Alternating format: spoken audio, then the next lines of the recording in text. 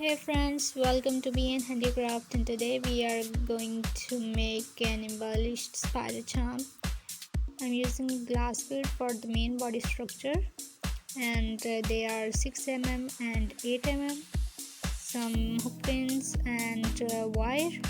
It's 0.2 mm, and for legs I'm using different beads like crystal beads and round beads and cut beads, and some these long beads, I don't know what they are called.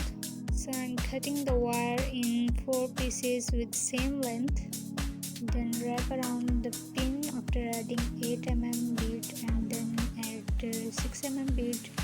And by using those different beads make legs, and just keep doing that one by one.